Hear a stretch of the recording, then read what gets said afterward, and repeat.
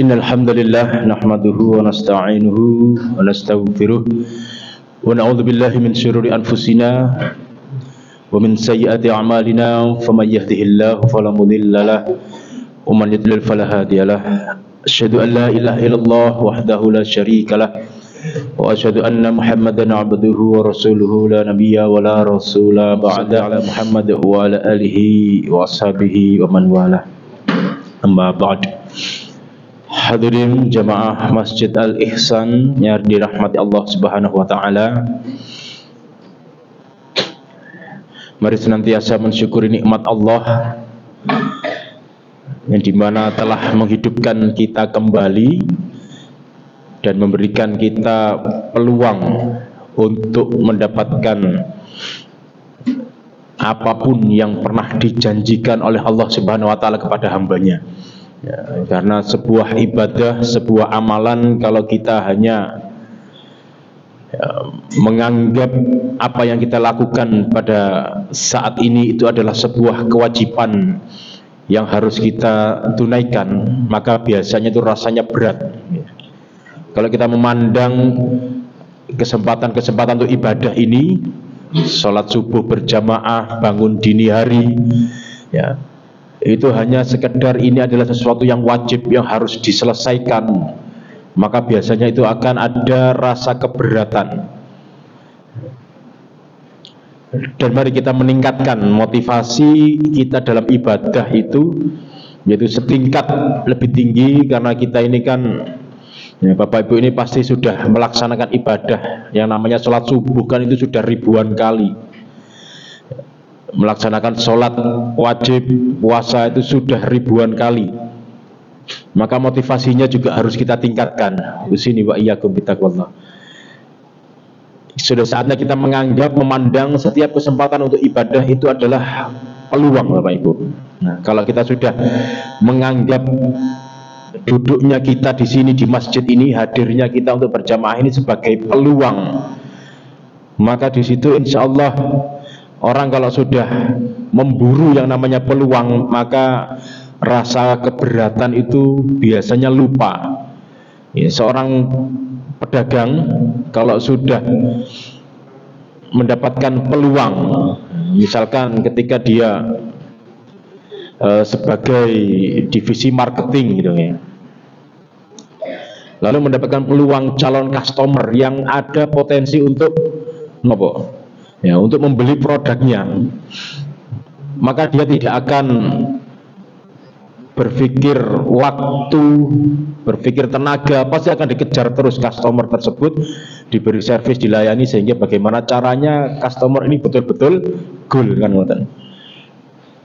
Atau seorang pemain bola, nah, yang paling gampang contoh itu adalah pemain sepak bola. Pemain sepak bola kalau sudah berhasil merebut bola dari lawan, itu kan berarti dia sudah punya peluang. Maka kira-kira dilakukan oleh pemain bola ini nopo? Ya, mungkin bapak-bapak dulu atau yang hobi main sepak bola, kalau sudah berhasil merebut bola dari lawan, kira-kira dikerjakan itu apa oleh pemain tersebut? Ya, pasti akan nopo, berjuang, giring, bagaimana caranya bola ini harus menembus ya, gawangnya lawan, kan ngoten. Bisa jadi nggak peduli sepatunya lepas, ya, atau sepatunya bolong, itu dia nggak peduli. Yang penting lari, giring terus bola ini sekuat tenaga, ya, lari sekencang-kencangnya kalau bisa sampai tidak terkejar oleh lawan. Yang penting bola ini harus gol. Itulah orang kalau sudah mendapatkan peluang. Maka Bapak Ibu yang dirahmati Allah Subhanahu wa taala, monggo kita selalu memandang, meningkatkan motivasi kita setiap kesempatan berbuat baik, apalagi ibadah kepada Allah ini adalah kita pandang sebagai peluang. Ya, kita bangun pagi hari, ya, maka selalu memandang, oh ini peluang, peluang untuk mendapatkan janji Allah, ya, peluang untuk mendapatkan pahala yang besar. Maka kita selalu berusaha, kalau kita pandang ini adalah peluang, kita akan berusaha bagaimana caranya sholat yang kita lakukan ini sholat yang terbaik. Nah, pasti kita akan berjuang sekuat tenaga bagaimana caranya ruku ini adalah ruku yang terbaik. yang nanti rukuk tersebut bernilai luar biasa, sehingga harapan kita itu nanti menjadi penolong goal, yaitu rukuknya itu bisa menjadi syafaat di akhir nanti. Sujudnya adalah sujud yang terbaik. Duduk dalam sebuah majelis taklim seperti ini, majelis ilmu adalah duduk yang terbaik, kan itu harapannya. Ya, pasti akan kita tidak akan mikir kanan kiri, tidak akan banyak pertimbangan. Kalau sudah memandang itu adalah peluang, maka harus selalu akan maksimal. Tengah malam bangun, lalu merasa oh ini peluang untuk qiyamul lail, maka tidak akan berpikir untuk ngantuklah. Ya. Bapak Ibu pasti di sini berangkat ke masjid dalam keadaan segar karena sudah terbiasa. Ya, sudah terbiasa. Betapa banyak orang-orang itu yang masih keberatan, kalah dengan kelopak matanya. Nah, maka ini kan kita memandang ini kan peluang. Pasti Bapak Ibu kalau misalkan tidak ada udzur, lalu ada undangan ngaji subuh seperti ini, kalau nggak hadir kan pasti dalam pikiran eman kan gitu. Ya itulah berarti jenengan sudah memandang ini sebagai peluang. Ya, eman. Ya, maka setiap kesempatan baik apapun kita mendengar azan itu adalah kita pandang sebagai peluang, sehingga harus kita bersegera kita ambil peluang tersebut, harus goal kan.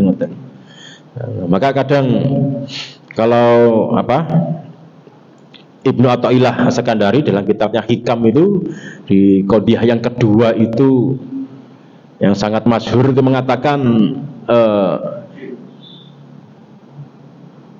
iqamatuka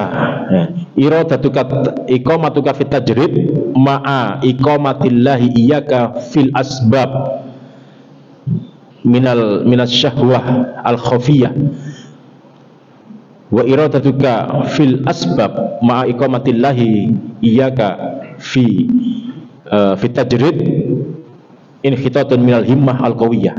Jadi singkatnya begini, kemauanmu atau ketika engkau melakukan perbuatan asbab, perbuatan tajrid itu kan memisahkan diri dari dunia, maksudnya memisahkan diri dari urusan duniawi, itu tajrid.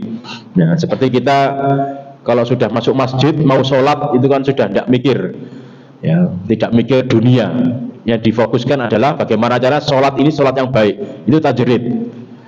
Ya, maka seseorang yang melakukan tajrid memisahkan diri dari urusan duniawi, tapi ketika posisinya itu diinginkan oleh Allah, dia dalam posisi asbab. Asbab itu kan sabab, ya, sebab. Ya, sebab itu adalah amalan, perbuatan yang memang secara zahirnya duniawi, tapi bisa bernilai ibadah.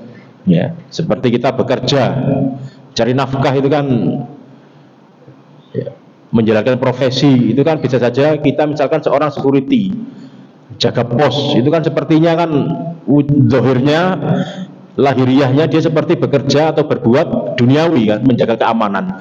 Tapi kalau ada niatan itu untuk membantu manusia, ya, untuk menolong hamba Allah, menjaga keamanan sebagainya, itu kan menjadi nilai ibadah, itu asbab. Ya. Jadi ketika seseorang itu melakukan tajrid, ya, baca Quran, sholat, ya, wiritan, tapi ketika posisi seharusnya dia itu ada di posisi asbab, Allah menghendaki dia di asbab, maka dia katakan, ya, Ibnu Athaillah ini mengatakan itu adalah syahwah al-khawiyah. Al-khafiyah itu bukan ibadah, tapi syahwat yang tersembunyi. Ya, contoh tadi, misalkan security dapat shift malam, dia harus jaga pos, ya, jaga komplek, ya, sepanjang malam karena tugasnya shift malam. Tapi karena dia ini mungkin tidak melaksanakan tugasnya, nggak mau jaga shift malam, lebih memilih aku tak iktikaf nang masjid, eman 10 hari terakhir misalkan, ya, aku tak sholat malam di masjid, meninggalkan tugasnya yang asbab tadi, meninggalkan tugasnya sebagai security, maka itu kata Ibnu Athaillah itu bukan ibadah jadinya. Dan karena dia meninggalkan tugasnya sebagai shift malam tadi, itu merugikan sesama manusia, maka itu bukan ibadah tapi syahwat, ibadahnya dengan syahwat, maka disebut as-syahwah al-khafiyah, syahwat yang tersembunyi. kelihatannya ibadah tapi sebenarnya itu syahwat. Ya. Nah ini kadang juga rawan terjadi ya pada kehidupan kita sehari-hari. Usini wa iyyakum taqwallah. Ya, misalkan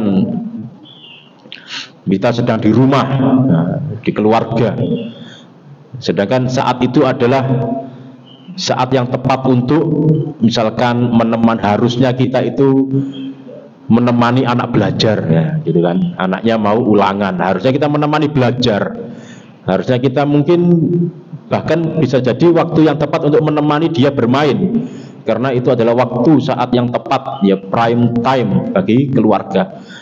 Tapi kita sebagai seorang orang tua, sebagai seorang bapak mungkin lebih memilih tilawah Quran. Aku nyambut gawe isuk sampai sore, saiki aku tak ngaji menghatamkan Quran, nggak peduli anaknya masih kecil merengek pengen pamer hasil karyanya, pengen ditemani main ya, lalu kita tinggalkan. Ya itu sama juga melakukan tajrid, tapi sesungguhnya Allah menghendaki dirinya dalam posisi asbab ya. Orang kerja di pabrik harusnya dia mengoperasikan mesin, tapi dia lebih memilih sholat duha. Oh yang memiliki waktu yang tepat untuk sholat duha, mesinnya ditinggalkan, tidak jalankan tugas, dia lebih memilih sholat duha. Itu syahwat al-khafiyah. Tapi sebaliknya juga, ketika Allah sedang menghendaki kita dalam posisi tajrid tapi kita melakukan asbab, itu lebih parah ya. Ketika kita sudah, Allah itu memanggil kita untuk sholat jamaah, tapi kita lebih mementingkan sesuatu yang asbab, mementingkan pekerjaan yang belum selesai yang sebenarnya bisa ditunda ya. Kalau pekerjaannya tidak bisa ditunda, lain lagi. Dokter operasi, masuk adzan sholat asar masuk adzan sholat zuhur, apakah ditinggalkan? Boten ya tadi ya. Andai kata dokter operasi dengan sholat zuhur harus tinggalkan, pasiennya digeledakno ya sama seperti yang awal tadi, berarti dia sedang dikehendaki oleh Allah di asbab tapi melakukan tajrid. Oh sholat as-sholatu ala waktiha, operasi ditinggalkan, nah itu kan keliru. Tapi kalau sesuatu kerjaan yang masih bisa ditunda, bisa ditinggalkan, tidak terlalu urgent, lebih diurusi ya. Kadang misalkan masak, kadung asik dikerjakan sak matenge, sak marine sampai mengakhirkan waktu sholat. Atau yang rawan terjadi ketika malam hari, Bapak Ibu kan sering ya, ketika tengah malam dibangunkan oleh Allah ya, terbangun ya, jam 1, jam 2 terbangun, biasanya nopo nih kalau tengah malam nih kebelet pipis. Tapi sebenarnya kalau kita sadari itu sinyal ya. Kita kan minta sama Allah, minta kepingin dibangunkan tengah malam supaya bisa qiyamul lail. Ternyata dibangunkan betul jam 2 ya, atau jam 1 bangun pipis. Nah ini sebenarnya adalah Allah sedang menghendaki kita fit tajrid. Malam hari nggak ada urusan kerja, keluarga, anak tidur ya. Lalu kok dibangunkan tengah malam, berarti Allah sedang memberi jalan kepada kita untuk tajrid, melakukan ibadah tajrid, entah sholat, zikir dan sebagainya, iktikaf. Tapi kadang orang bangun ya, kira-kira dilakukan biasanya umumnya apa ya, belok nggak jadi, habis pipis malah remote TV. Waduh ini perempat final Liga Champion. Akhirnya remote TV yang dipegang. Atau lihat HP, lo kok banyak notif, dibuka satu sampai subuh. yang paling sering ngoten, kok banyak notifikasi di HP, dibuka satu. Oh ternyata diskusinya asik, ditanggapi semuanya, akhirnya habis waktunya. Yaitu kalau Allah menghendaki kita dalam tajrid, lalu kita malah mengerjakan yang asbab, mengerjakan yang duniawi, maka itu adalah inhitatun minal himmah al-qawiyah ya. Itu adalah kemerosotan dari cita-cita yang tinggi, menghancurkan cita-cita yang tinggi ya. Kita pasti punya cita-cita masuk surga semuanya, itulah cita-cita tertinggi kita. Tapi dengan perilaku seperti itu hancur cita-cita tadi. Sudah dikasih jalan oleh Allah, ditempatkan di posisi tajrid, malah milih amalan yang lain, milih remote TV, milih bal-balan ya, milih HP maka dan sebagainya. Maka itu adalah inhitot ya, menghancurkan sebuah cita-cita yang tinggi ya. Maka manusia kadang lucu. Ya, ibadahnya seenaknya, sholat ya sakobre, ya, tapi cita-citanya ingin masuk surga, luar biasa. Ya, maka insya Allah Bapak Ibu yang ada di sini sudah teruji, ya, sudah terbiasa. Saking terbiasanya bangun lebih awal, melangkah ke masjid dan tidak merasakan keberatan apapun, itu nikmat yang harus kita syukuri. Ya, betapa banyak orang itu yang punya keinginan untuk jamaah seperti ini tapi fisiknya nggak support, banyak.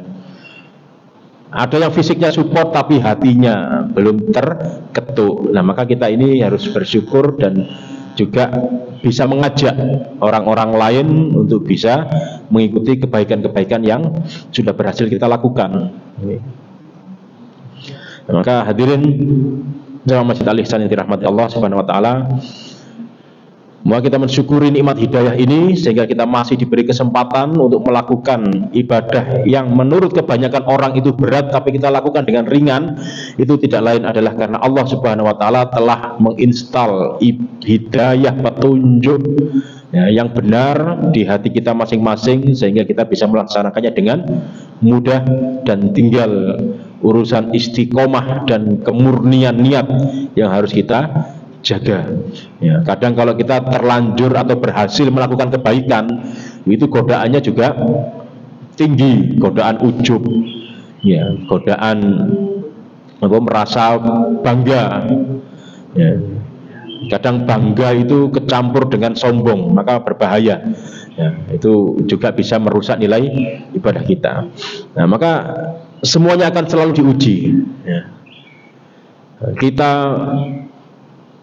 beramal, beribadah seperti ini ya ada ujiannya. Mungkin orang lain ujiannya sulit bangun subuh, nah kita sudah mudah bangun subuh, maka tetap akan ada ujiannya, karena memang dunia ini adalah darul imtihan. Nabi, para nabi, kalau kita baca kisahnya, Nabi Muhammad saja itu kan setelah berhasil menaklukkan atau berhasil melewati satu ujian, maka harus bersiap-siap untuk menghadapi ujian berikutnya kan. Kalau kita baca sirah itu, ya, seumur hidup Nabi itu berapa kali ujiannya dan betapa beratnya. Berhasil ujian yang satu, menghadapi ujian yang lain. Berhasil ujian satu, menghadapi yang selanjutnya lagi. Nah, kita ini kadang kok minta kepingin dibebaskan dari ujian. Nah, kita ini sinten. Nah, kita ini siapa? Oh, nabi saja, para nabi berhasil satu ujian, maka ujian yang lain sudah harus siap dihadapi. Ya, maka itulah memang. Ya, kalau di Quran surah Muhammad 31, wala nabluwannakum hatta na'lamal mujahidina minkum was-sabirin wa nabluwa akhbarakum. Dan sesungguhnya kami benar-benar akan menguji kamu, agar kami mengetahui orang-orang yang berjihad dan bersabar di antara kamu, agar kami menyatakan baik buruknya dan hal ihwalmu. Memang dunia adalah darul imtihanat, tempat ujian, maka tidak bisa kita hindari. Kita tidak bisa juga meminta untuk dibebaskan dari ujian, karena akan selalu ada ujian yang lebih berat setelah kita berhasil, ya, melakukan ujian yang satu. Kalau dalam Al-Insyiqaq itu ada latar kabunna tobakon an tobak. Ya, memang secara makna kalau kita lihat di Al-Quran terjemahan itu kan sungguh akan kamu jalani tingkat demi tingkat dalam kehidupan. Ya, tingkat demi tingkat dalam kehidupan. Ya, yang dimaksud di sini adalah dalam sebuah tafsir, suatu tafsir itu disebutkan musibatan tilwal musibah, ya. Tingkat demi tingkat itu apa? Tingkatan musibahnya, ya, tingkatan musibahnya. Maka di dunia ini tidak akan pernah lepas dari namanya ujian, dan dunia tidak akan pernah bersikap ramah terhadap penghuninya. Coba kalau dunia itu boleh bersikap ramah, Bapak Ibu, berarti yang paling berhak untuk mendapatkan keramahan dunia ini kira-kira sinten? Orang yang andai kata dunia itu boleh ramah terhadap manusia, yang paling berhak mendapatkan keramahan dunia ini ya pasti orang yang paling dekat dengan Allah, orang yang dicintai oleh Allah. Contoh Nabi Muhammad SAW, ya, para nabi. Ya, kalau dunia ini boleh ramah, Maka Nabi Muhammad kan diutus untuk rahmatan lil alamin, untuk sebagai rahmat. Maka paling berhak sebenarnya mendapatkan pelayanan keramahan dunia. Tapi buktinya kan boten. Ya, tadi ujiannya banyak. Ya, punya anak, ya, diambil oleh Allah, wafat, mendahului orang tuanya. Ya, punya anak perempuan, dinikahkan, dicerai. Punya paman, ya seperti itu. Ya, tidak akan pernah lepas dari ujian. Itu seorang nabi. Nabi saja tidak mendapatkan keramahan dunia, ya apalagi kita. Ya.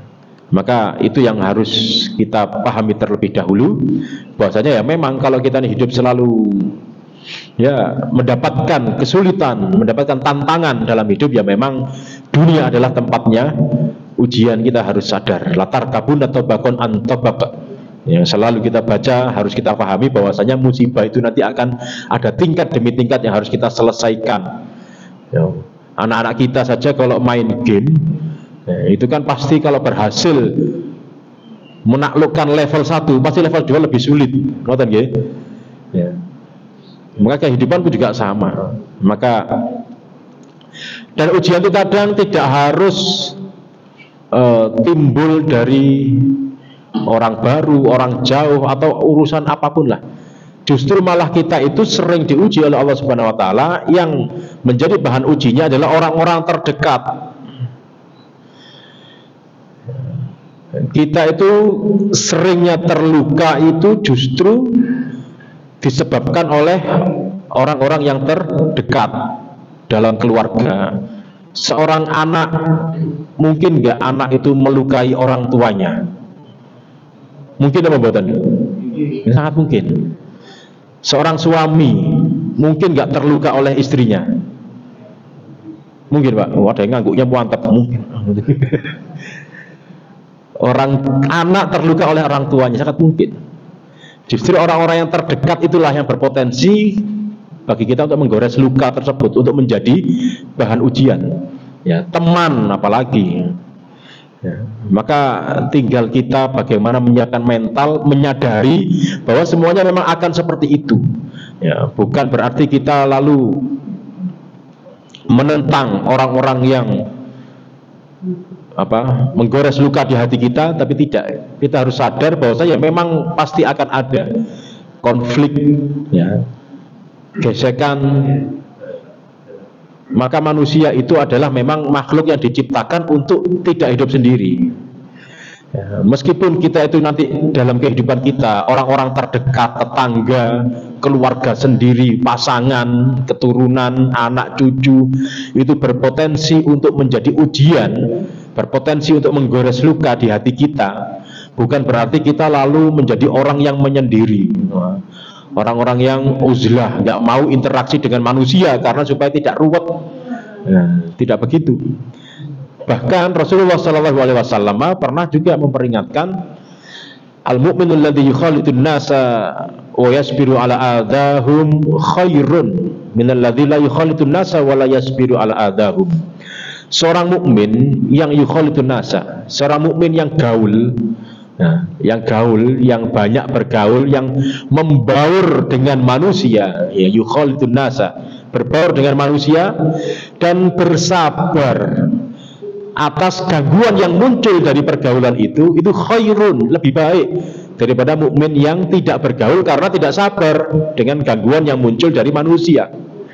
Nah, maka seorang mukmin yang berjamaah seperti ini, punya komunitas, itu lebih baik, ya, punya komunitas dan sabar terhadap gangguan yang muncul, maka itu lebih baik. Seorang mukmin, ya, yang membaur dalam kehidupan di RT-nya, di kompleknya, ya, di desanya, dan bersabar dengan gangguan-gangguan dari orang-orang sekitarnya, maka itu lebih baik.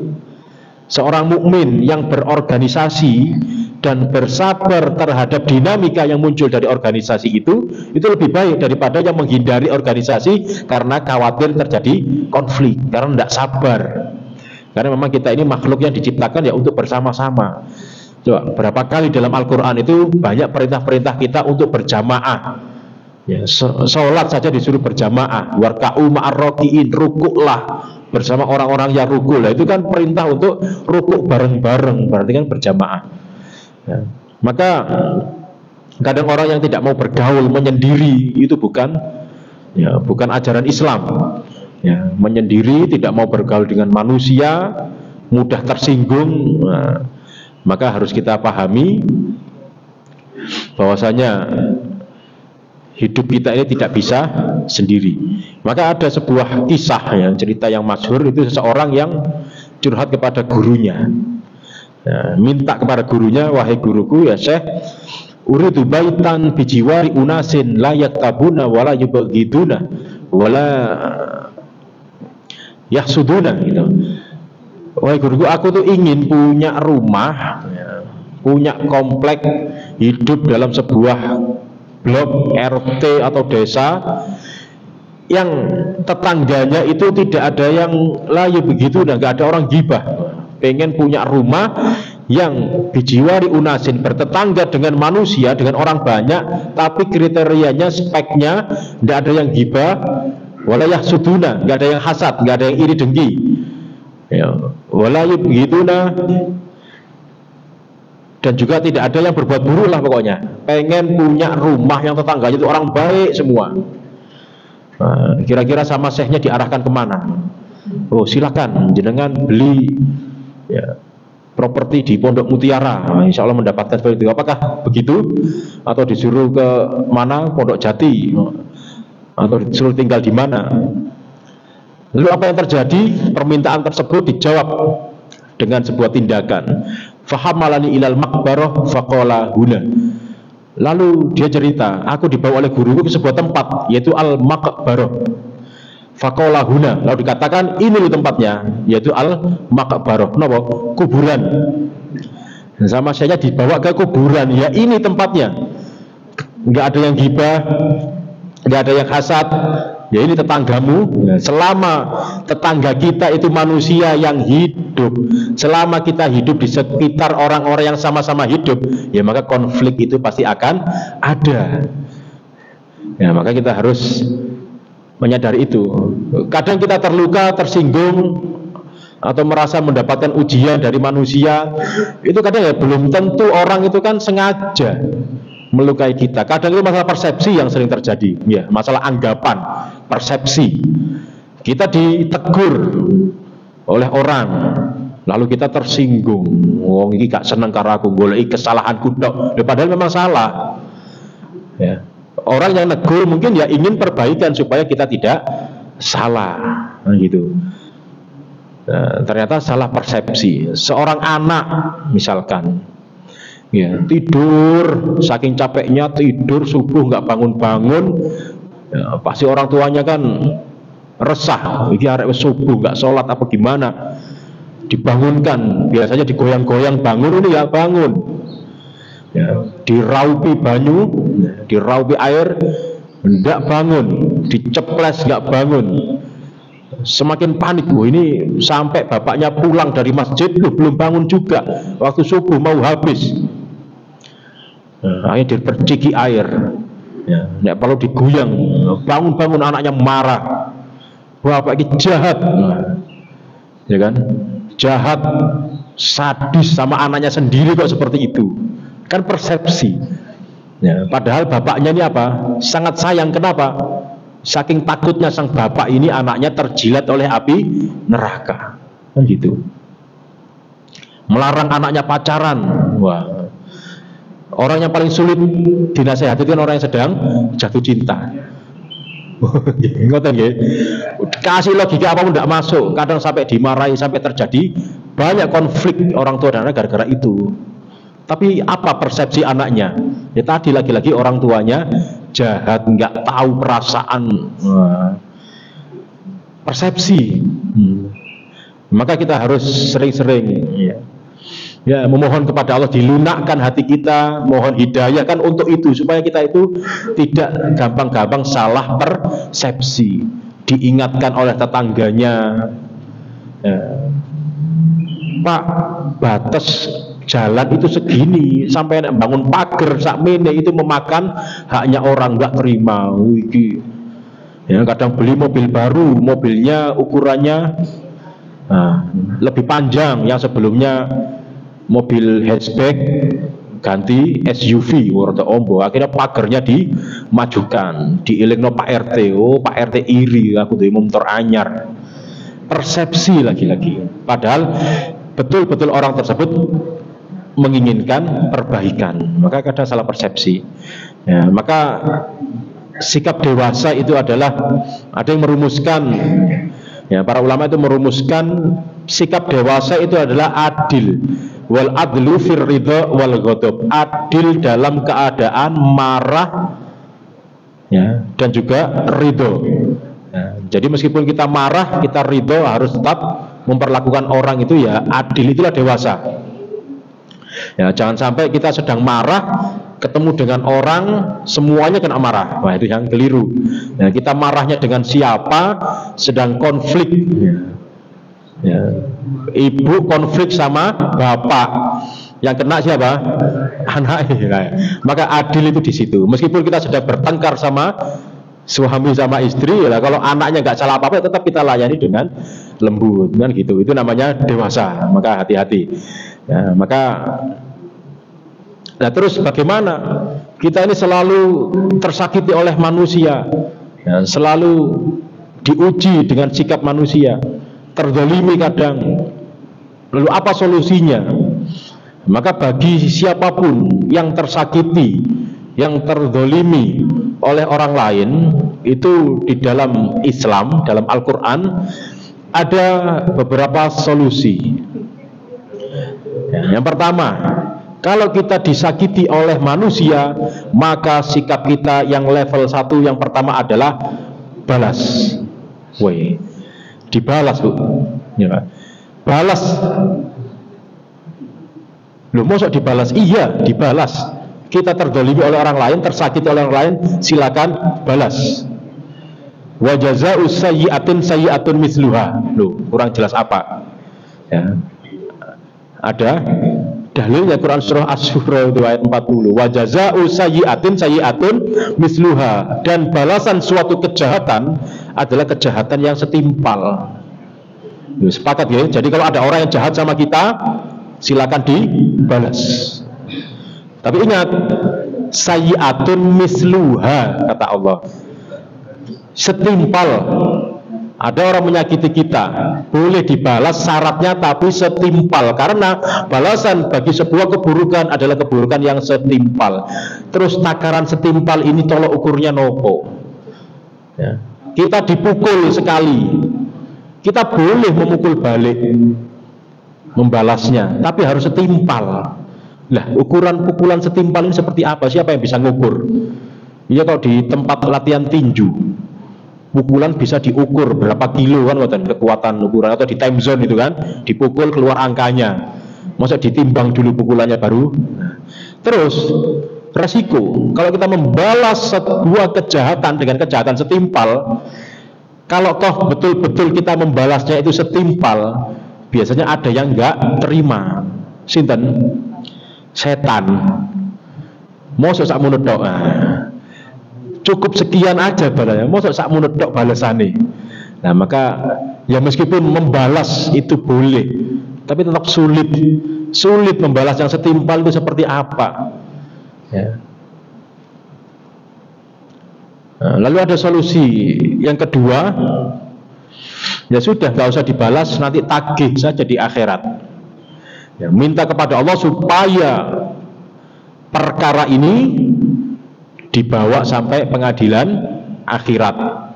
Yaitu kalau kita pernah ngaji, pasti ini sangat terkenal hadis tentang atadruna mal muflis, tentang muflis, tentang orang yang bangkrut. Siapa itu orang yang bangkrut? Para sahabat menjawab, al-muflisu fina man la dirhama wala mata'a.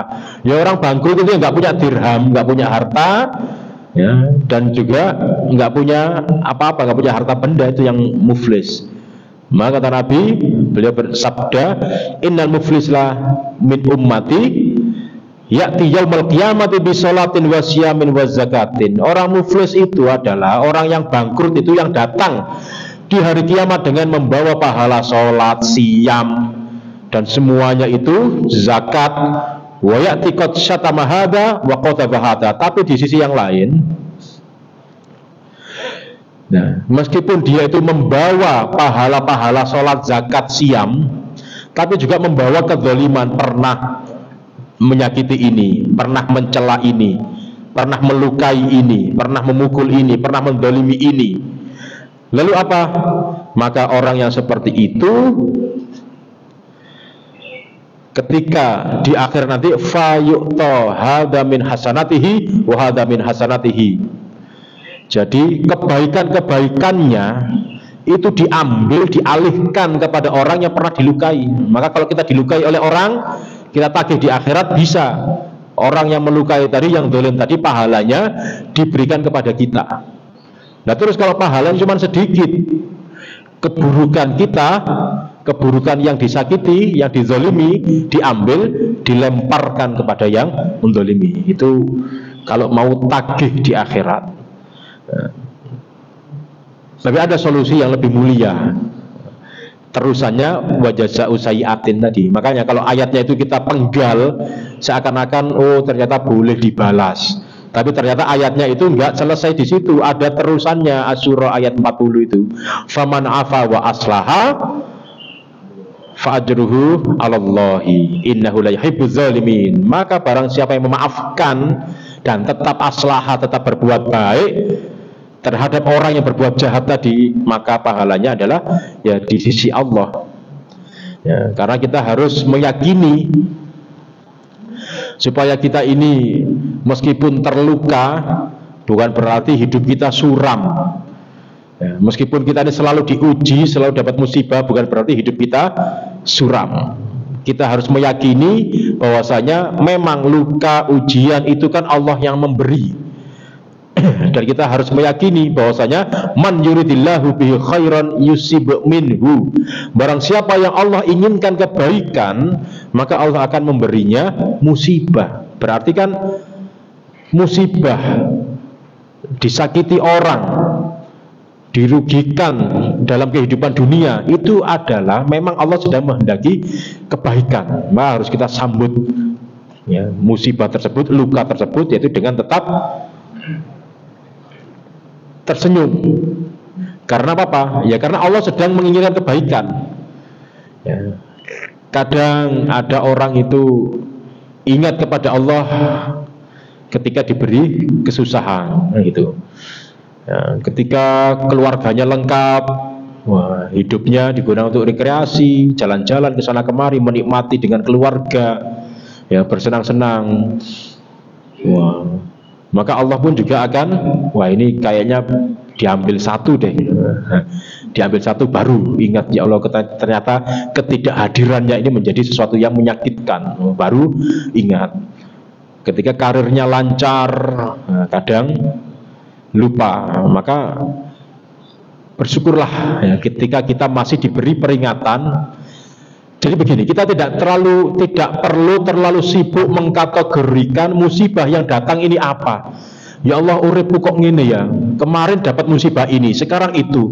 Jangan-jangan ini azab atau ujian dari Allah. Kadang manusia begitu. Ini azab apa ujian? Sibuk mikir kategori musibah ini azab apa ujian. Tidak perlu. Ya, tidak perlu kita berpikir ini ujian, ini azab atau apa musibah ini ujian atau azab. Karena kita sibuk mengkategorikan itu. Oh ini ujian, berarti aku nanti akan naik kelas. Nek kancane sing oleh musibah, ya iku azab kelakuanmu kaya ngono, deloken. Oh, montore ilang. Azab itu ketika punya mobil sombong gini-gini. Tapi kalau dirinya yang kena musibah, ya, saya sedang diuji.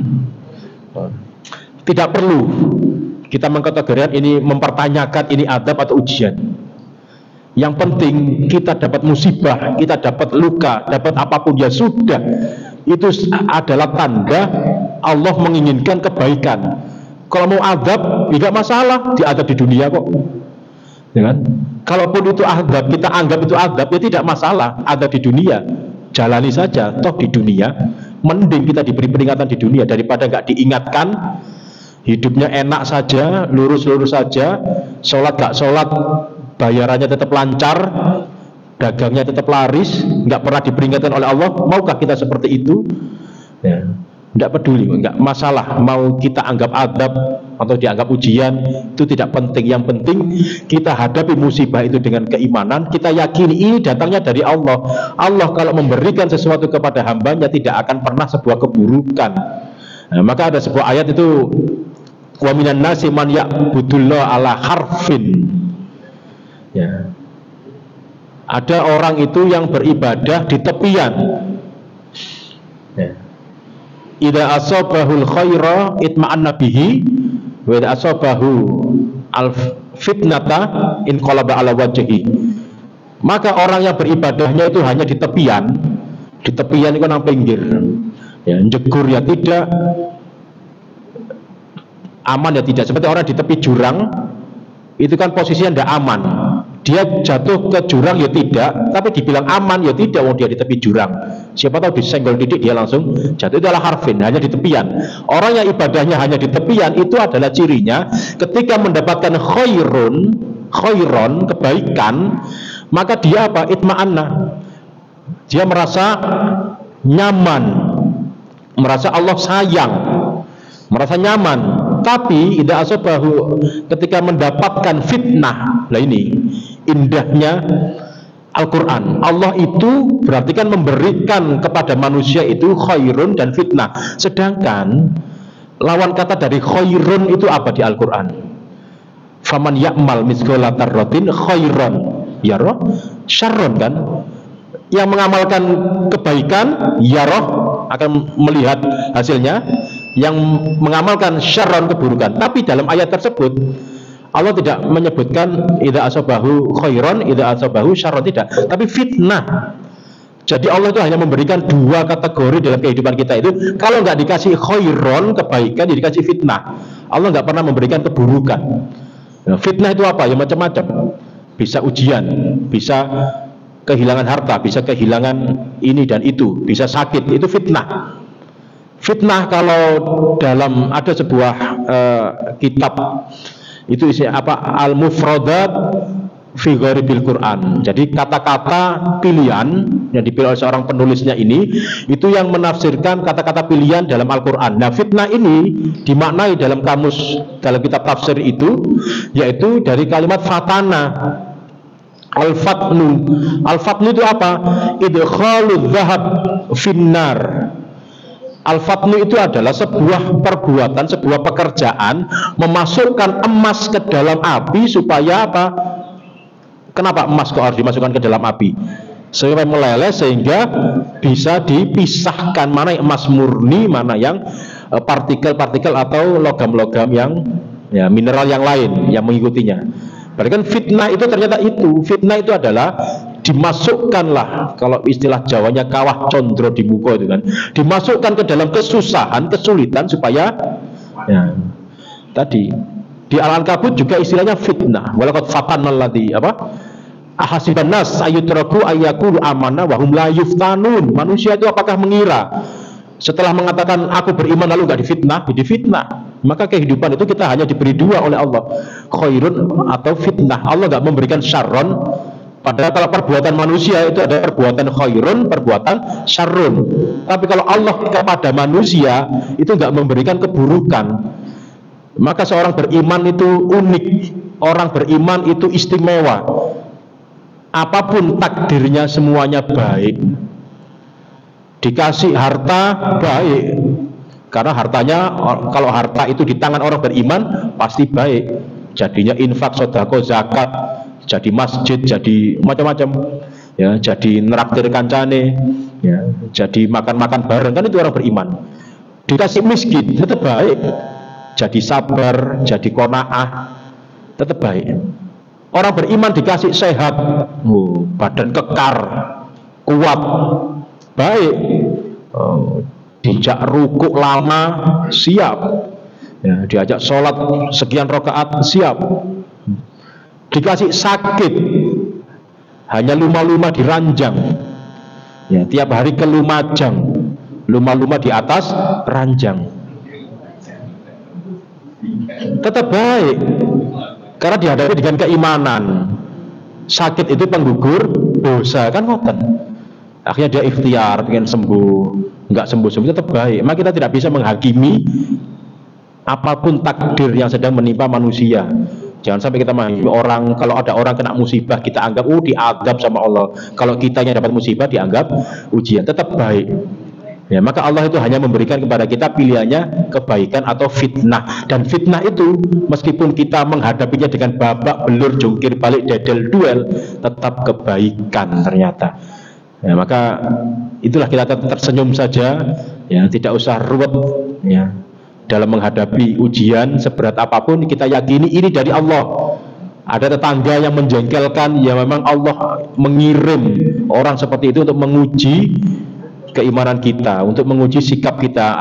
Kita apakan orang yang menjengkelkan tadi, ya, Nun sewu, bahkan sampai dikirim seorang anak, kadang sikapnya tidak sesuai dengan keinginan kita, ya, berarti itu kan juga sebagai ujian. Seorang nabi saja anaknya ada yang durhaka. Ini bukan berarti anak durhaka tidak masalah, tetap kita berusaha. Tapi kan seperti Nabi Nuh, anaknya durhaka. Apakah Nabi Nuh itu gagal dalam berdakwah? Anaknya dewe loh nggak mau ikut. Apakah lalu kita judge Nabi Nuh itu gagal dalam berdakwah? Tidak. Meskipun anaknya seperti itu, Nabi Nuh nggak pernah henti-hentinya untuk mengajak, untuk mendidik, kan gitu. Nabi Muhammad, pamannya sendiri aja nggak berhasil diislamkan, berarti gagal dakwahnya. Lu tidak. Nabi Muhammad nggak akan pernah henti-hentinya sampai meminta langsung kepada Allah, tidak dikabulkan. Maka bisa jadi, ya, kita itu kadang menginginkan orang untuk sesuai dengan apa yang kita inginkan, maka tidak bisa seperti itu. Ya, kadang punya anak kok agak menguji, rotok nggudo istilah orang Jawa. Ya mungkin memang itu sedang, ya memang bukan mungkin, ya pasti itu Allah sedang menjadikan dia seperti itu. Lalu kita harus bersikap apa? Apakah kita putus asa, ya, tidak mau menasihati lagi, tidak mau mengajak lagi, atau berusaha bagaimana caranya? Orang tua berdakwah kepada anaknya, akhirnya orang tuanya ngaji ke sana kemari, mencari solusi, cari cara, metode dakwah bagaimana yang bisa. Nah, kadang orang tua sibuk belajar ikut kelas parenting ke sana kemari demi bisa mendidik anaknya. Tapi kadang orang tua itu kalau sudah punya ilmu, ya sudah belajar parenting ke sana kemari, yang dipraktekkan belajarnya judul kajiannya parenting. Tapi kadang yang dipraktekkan di rumah bukan parenting, childrening. Yang dituntut baik itu anaknya toh, ya kan? Yang dituntut baik anaknya, orang tuanya tidak mau, nah, memperbaiki diri. Itu kadang yang sering terjadi. Kita menginginkan suami kita baik, kita menginginkan anak kita baik, menginginkan istri kita baik, ya. Bahkan menyalahkan orang tua. Kadang orang tuanya dianggap salah didik, sehingga saya sekarang hidup saya sengsara gara-gara sampaian Pak dulu. Nah, tidak berdamai dengan masa lalunya, tidak berdamai dengan masalah yang ada. Maka tetaplah apapun yang terjadi, insya Allah itu adalah apa yang diberikan Allah, tidak akan pernah ada buruknya.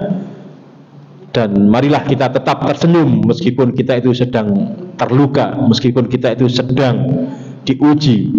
Maka tersenyum di atas luka itu adalah sunnahnya Nabi, ya, Nabi itu kurang apa ujiannya, tapi selalu menghadapinya dengan senyuman, dengan, ya, kehidupan yang tenang, keyakinan. Intinya ketenangan di situ adalah yakin bahwasanya itu dari Allah Subhanahu wa taala.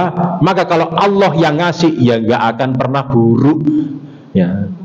Sebabak belur apapun kita menghadapinya, pasti ada kebaikan di baliknya. Husini wa yakum bitaqwallah. Ini kalau hanya dibicarakan enak, apalagi yang ngomong pakai mic ini enak ngomongnya, menghadapinya durung karuan. Iya, maka usini wa yakum bitaqwallah. Ya, yang berbicara juga tidak banyak pengalaman. Ya, jenengan yang sudah lebih senior, pasti orang yang lebih senior, lebih banyak umurnya, ibadahnya lebih banyak, ngajinya lebih banyak. Lalu kita memandang ada anak muda, anak kecil, kita harus memandangnya sepositif juga. Oh, dia masih kecil, dosanya masih lebih sedikit daripada aku. Nah, itu kan enak kita memandang sesuatu segalanya dengan pemandangan yang cara pandang yang positif. Ya, maka usini wa iyyakum bittaqwallah. Ya, mohon maaf kita dalam penyampaian banyak keterbatasan ya karena memang ilmunya terbatas. Mungkin sebelum kita akhiri ada yang ingin menyampaikan sesuatu ya, atau bertanya atau melengkapi, monggo, mungkin ada kesempatan, kami persilakan. Bismillah.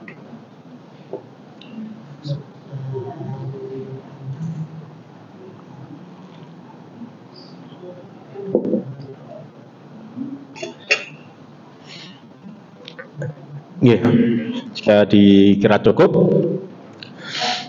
Oke, monggo Pak. Umpama di rumah kita kurang nyaman terus kita hijrah, gimana korelasinya? Oh nggih, Masya Allah. Nggih, maksudnya hijrah di sini keluar dari rumah ngoten Pak, napa? Pindah sekeluarga. Iya, betul. Iya. Nggih, misalkan ya hijrah itu Rasulullah sampai melakukan hijrah itu kan karena memang perintah Allah. Dan hijrahnya Rasulullah bukan berarti sakit hati dengan Mekah ya, lalu meninggalkan Mekah, tapi tidak. Ternyata Rasulullah kembali setelah apa? Dirasa punya strategi, punya kekuatan untuk melanjutkan dakwah di Mekah. Kan luar biasa. Ketika Rasulullah datang kembali ke Mekah yang kita kenal dengan istilah Fathu Makkah, itu orang-orang Quraisy sudah putus asa. Melihat Nabi sudah pasukannya banyak, luar biasa kuat, itu mereka mengatakan hadzal yaumul malhamah katanya. Wah, ini hari pembantaian. Udah putus asa semuanya. Tapi apa kata Nabi? Tidak. Al-yauma yaumul marhamah. Hari rahmah, hari kasih sayang, semuanya diampuni. Padahal kurang apa? Orang kafir Quraisy menyakiti Nabi, tapi beliau meresponnya dengan rahmat. Maka ketika kita di rumah, biasanya kita itu apa menyebutnya lingkungan toksik ya. Toksik ini apa? Ya, lingkungan yang beracun, yang nggak baik, lalu kita pindah. Maka kalau itu adalah ada kebaikan ketika kita meninggalkan tempat itu, misalkan dalam sebuah komplek, ya, ketika kita meninggalkan tempat itu menimbulkan kebaikan, ya maka ya tidak masalah kita pindah. Ya, pindah dalam rangka mungkin kita tidak siap menghadapi keburukan itu. Ya, tapi pindahnya bukan lari dari masalah. Tapi kalau pindahnya kita, keluarnya kita misalkan dengan kita meninggalkan lokasi tersebut sehingga terganggu nafkah kita yang biasa ada rezeki di situ, pindah ternyata efeknya sampai ke keluarga. Nah, itu kan perlu dipertimbangkan. Kalau ada kebaikan, ya monggo. Misalkan hidup dalam sebuah lingkungan. Ya. Tapi kalau memang punya keinginan untuk mengubah, untuk berdakwah di situ, ya lebih baik, ya lebih baik di situ. Tapi kalau dalam keluarga ini harus hati-hati. Ya, dalam keluarga toksik, nah, lalu minggat keluarganya ditinggalkan, nggak diopeni. Menurut saya Bu, kalau dalam bab talak di Al-Quran itu kan meskipun istri setelah dicerai itu kan tetap harus dijamin nafkahnya oleh mantan suaminya. Sampai sebegitunya Islam mengatur. Meskipun cerai itu kan sesuatu yang halal, tapi kan dibenci. Tapi ya halal, bisa jadi perceraian itu menjadi sesuatu yang baik karena memang tidak bisa dipertahankan. Tapi Islam masih mengatur, tidak lantas ditinggalkan begitu saja, tetap ada tanggung jawab. Apalagi anak. Ya, anak itu tetap tanggung jawab. Laki-laki kan kepala keluarga meskipun sudah berpisah. Jadi dalam lingkup apa? Kalaupun dalam keluarga, ya jangan mudah-mudah kita untuk meninggalkan, karena ya bisa jadi itu adalah ladang ibadah kita, ladang pahala kita. Sama ketika di sebuah kampung, kampungnya toksik, bisa jadi itu ladang kesempatan kita, peluang untuk berdakwah di situ. Tapi kok ternyata sulit, atau mungkin kita ingin menyelamatkan anak-anak kita biar gak terpengaruh dengan lingkungan. Asalkan di situ ada, ketika kita melakukan langkah itu ada kebaikan, ya insya Allah dia baik saja. Ya. Tapi kalau tinggal kita ingin memilih, kalau mau tetap di situ dan berdakwah mengubah keadaan, ya monggo. Tapi kalau tidak punya kapasitas di situ, ya silakan. Selama ada kebaikan, karena ingin kita perbaikan. Nabi hijrah kan karena untuk perbaikan. untuk menghimpun kekuatan membesarkan Islam. Ya, sehingga datang dengan kekuatan. Maka kita pun juga sama, meninggalkan sebuah lokasi kalau memang itu ada kebaikan bagi kita dan keluarga, karena keluarga itu juga sebagai kepala keluarga punya tanggung jawab penuh terhadap akidah dan nafkahnya, gitu. Maka kurang lebih demikian. Selama itu adalah langkah ada kebaikan, maka itulah kenapa kita meminta petunjuk kepada Allah itu kan supaya kita dimantapkan hati kita ketika memilih sesuatu. Ya, maka sering-sering kita meminta petunjuk kepada Allah Subhanahu wa taala. Setiap saat kita baca ihdinas siratal mustaqim. Ya, insya Allah Allah itu sudah memberikan kepada kita sinyal-sinyal hidayah tersebut. Kita masih bisa dengar adzan, itu kan hidayah. Ya, kita ihdinas siratal mustaqim ketika dengar adzan kok nggak datang ke masjid, itu kan mengingkari. Kita tuh minta petunjuk jalan kok dikasih jalan malah nggak mau ngikut. Nah, nyetel Google Map kok malah beloknya sakarepe dhewe. Nah, itu nah, mungkin begitu ya. Maka kita itu selalu minta petunjuk kepada Allah, maka kita harus minta juga diberikan kepekaan untuk mendapatkan petunjuk. Nggih, Ibu Usini wa iyyakum. Nggih, ngoten Pak nggih. Nggih, sementara yang singkat dan ringan ini semoga bisa menjadi tambahan iman dan ilmu kita. Semoga kita diberi kekuatan untuk mengamalkannya. Mari kita akhiri dengan kafaratul majalis. Subhanakallahumma wa bihamdika asyhadu an la ilaha illa anta astaghfiruka wa atubu ilaik. Alhamdulillahirabbil alamin. Assalamualaikum warahmatullahi wabarakatuh.